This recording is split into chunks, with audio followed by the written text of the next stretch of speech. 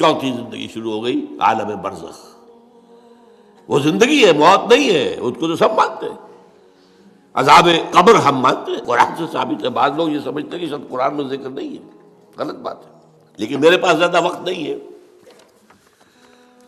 برزخ کے اندر زندگی کی ایک کیفیت ہے، اس کے اندر جیسے کہ ہمارے یہاں بڑی ویسے چھڑ گئی ہیں۔ حضور کی زندگی کیسی ہے؟ آیا ایسی ہے جیسے دنیا میں تھی یا اس سے کچھ مختلف ہے؟ تو میں کہا کرتا ہوں دنیا کی زندگی تو اتنی اچھی زندگی نہیں ہے، حضور کو جو زندگی ہے عالم برزخ میں، اس کا تو ہم تصور بھی نہیں کر سکتے۔ اس عالم برزخ میں کہا گیا شہداء کو وَلَا تَقُولُوا لِمَن يُقْتَلُ فِي سَبِيلِ اللَّهِ أَمْوَاتٌ بَلْ أَحْيَاءٌ وَلَٰكِن لَا تَشْعُرُونَ۔ اللہ کی راہ میں شہید ہو جانے والوں کو اموات مت کہو، مردہ مت کہو، زندہ ہے، تمہیں اس کا شعور نہیں۔ ہمیں شہداء کی زندگی کا شعور نہیں، پھر صدیقین اوپر ہے، پھر انبیاء ان کے اوپر ہے، پھر رسول ان کے اوپر ہے، سب سے اوپر سید المرسلین ہے۔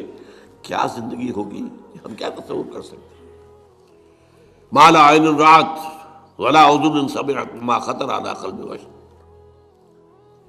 بہرحال پھر یہ چوتھی زندگی آ گئی، پھر آئے گا، پھر سور پھونکا جائے گا، اور پھر فَإِذَا هُمْ قِيَامٌ يَنظُرُونَ، تو سب زندہ ہو کر دوبارہ کھڑے ہو جائیں گے۔ وہ یوم القیامہ ہوگا، کھڑے ہونے کا دن، اور اس سے ہمارا پانچواں دور شروع ہو جائے گا، حیات اخروی۔ اچھا، حیات اخروی کے بارے میں ہمارا کیا ایمان ہے؟ کیا وہ کبھی ختم ہونے والی ہے؟ وہ تو ابدی ہے۔ فَإِنَّهَا لَجَنَّةٌ أَبَدًا أَوْ لَنَارٌ أَبَدًا۔ یہ پوری زندگی تو زندگی کتنی بڑی ہو گئی۔ تو اسے پیمانہ امروز و فردا سے نہ ناپ، جامنا پہم دواں ہر دم جواں ہے زندگی۔ البتہ ایک کام کیا کیا ہے اللہ نے، یہ جو دو موتوں کے درمیان زندگی آئی ہے، پہلی موت جو کہ ہم عالم ارواح سے، اس کے بعد سلا دیے گئے، موت آ گئی نا، پھر اللہ نے زندہ کیا۔ پھر جو ہمیں موت آنے والی ہے میری اور آپ کی، ان دو موتوں کے درمیان ایک زندگی کا حصہ کٹ گیا اس میں سے۔ یہ لمبا پروسیس، وہاں سے وہاں تک، مبدا و معاد، انا للہ و انا الیہ راجعون، اس میں یہ چھوٹا سا ہماری زندگی میں سے حصہ کاٹ کر اس سے ایک امتحانی وقفہ بنایا گیا۔ خلق الموت والحیات لیبلوکم ایکم احسن عملا۔ اس نے زندگی اور موتیں تخلیق کی ہیں تاکہ تمہیں آزمائے کہ کون ہے تم میں سے اچھے عمل کرنے والے۔ یہ امتحانی، اس کو بھی اقبال نے خوب کہا ہے، ملزم ہستی سے تو ابرا ہے مانند حباب، اس زیاں خانے میں تیرا امتحان ہے زندگی۔ اب امتحان 3 گھنٹے کا بھی ہوتا ہے تو وہ 30 سال کا بھی ہو سکتا ہے۔ یہ تو ایک کوانٹیٹیو ایلیمنٹ ہوا، امتحان ہے، ٹیسٹنگ از ٹیسٹنگ۔ یہ حیات دنیاوی امتحان ہے، ملزم ہستی سے تو ابرا ہے مانند حباب، اس زیاں خانے میں تیرا امتحان ہے زندگی۔ اس کے بعد جب ہمیں دوبارہ اٹھا دیا جائے گا، حساب کتاب ہوگا، اعمال کا جزا و سزا کے فیصلے ہوں گے، اور پھر یہ جنت اور یہ دوزخ۔ وَإِنَّهَا لَجَنَّةٌ أَبَدًا أَوْ لَنَارٌ أَبَدًا۔ یہ حیات ایک ایمان باللہ اور ایمان بالآخرہ، ایمان بالآخرہ کے ضمن میں پورے حیات انسانی کا ایک تصور جو ہے سامنے لانا ضروری ہے۔ اب آئیے،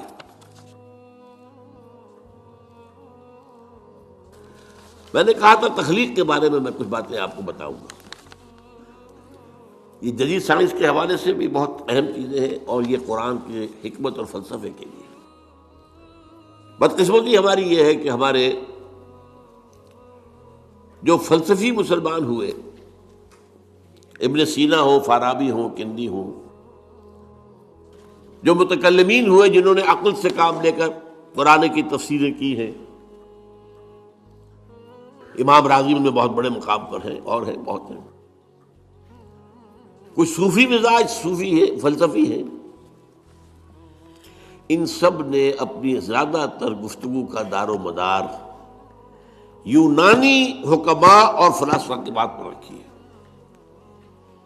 سقراط اس کا شاگرد، افلاطون اس کا شاگرد، ارسطو۔ ہمارے متکلمین، ہمارے فلاسفہ سب ارسطو کے شاگرد۔ ہمارے صوفیہ اکثر و بیشتر افلاطون اور پروٹائنس، فلاطینوس ان کے شاگرد۔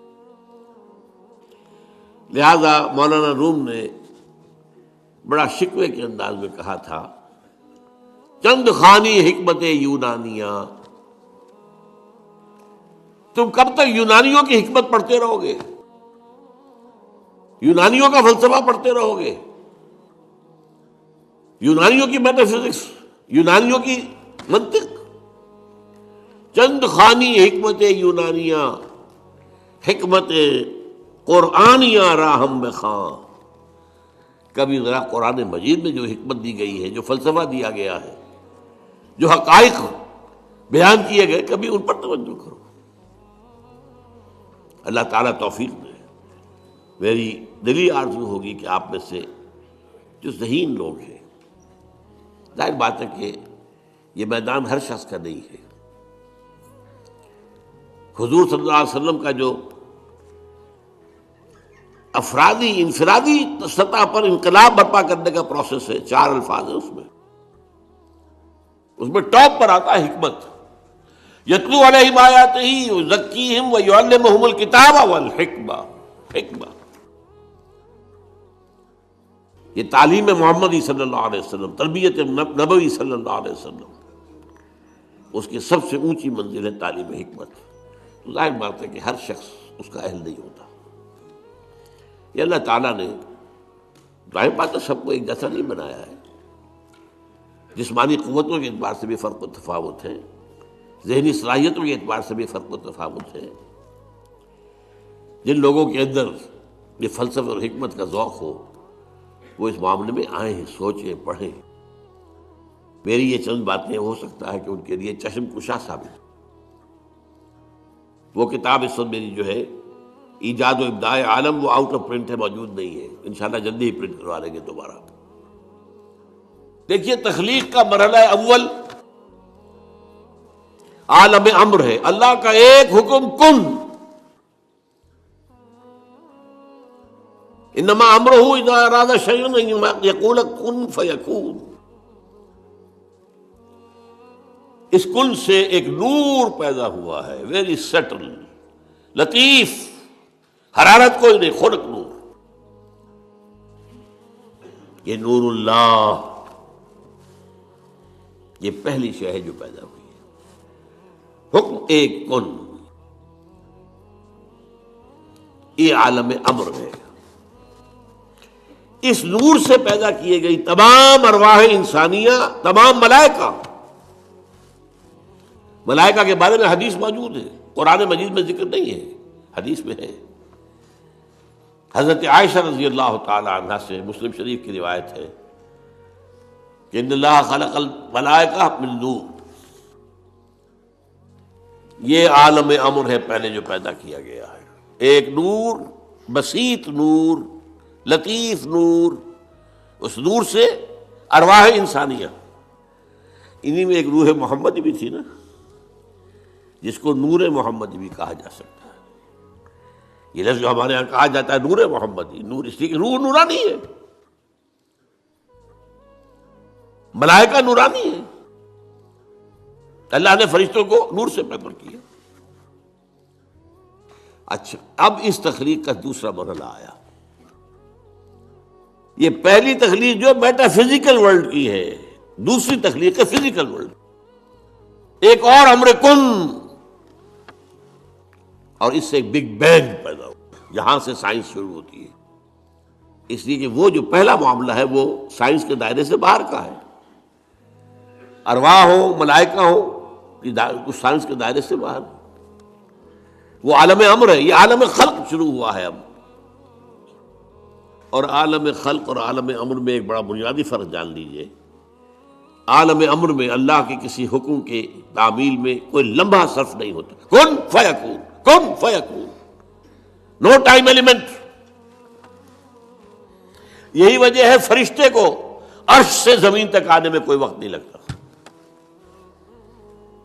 रूह को भी कोई वक्त नहीं लगता.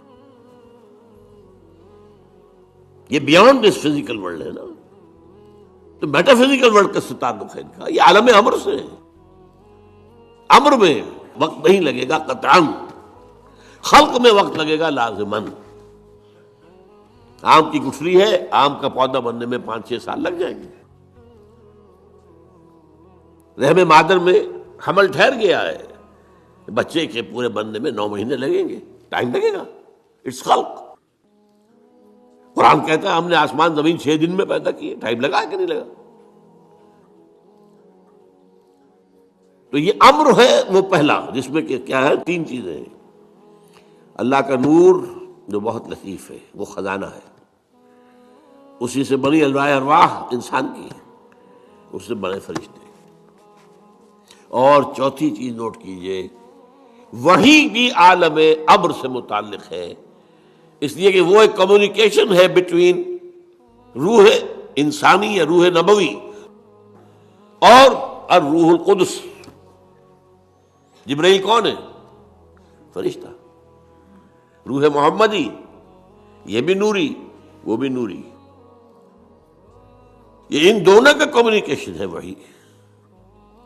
लिहाजा इसका ताल्लुक भी आलम खल्क से नहीं है, आलम अम्र से. बहुत प्यारा शेर कहीं कहा है, किस कैफियत में कहा है मैं नहीं समझ सकता. नगमा वही है नगमा कि जिसको रूह सुने और रूह सुनाए. रूह मोहम्मदी ने सुना है, इस कान से नहीं सुना हुजूर ने. ये नोट कर दीजिए, कभी पढ़िए हकीकत वही नामी किताब मौलाना सईद अहमद अकबर आबादी की. वही की हकीकत क्या है, वही बराह रास्त कल्ब पर जाती है, इस कान के वास्ते से नहीं जाती. ये कान आलम खल्क का है, कल्ब आलम अमर की शय, रूह का मस्कन है. वहां रूह है, रूह मोहम्मदी है. फ़इन्नहु नज़्ज़लहु अला क़ल्बिक, इसको ए नबी उतारा है उस फरिश्ते ने आपके दिल पर बराह रास्त. तो नगमा वही है नगमा के जिसको रूह सुने और रूह सुनाए. दोस्तों, जैसे कि आप लोगों ने आज की वीडियो देखी है और उम्मीद करता हूँ कि वीडियो आपको पसंद भी आई होगी. जैसे कि डॉक्टर साहब ने बयान किया है आलम बरज़ख के बारे में, बहुत ही बेहतरीन बयान किया है.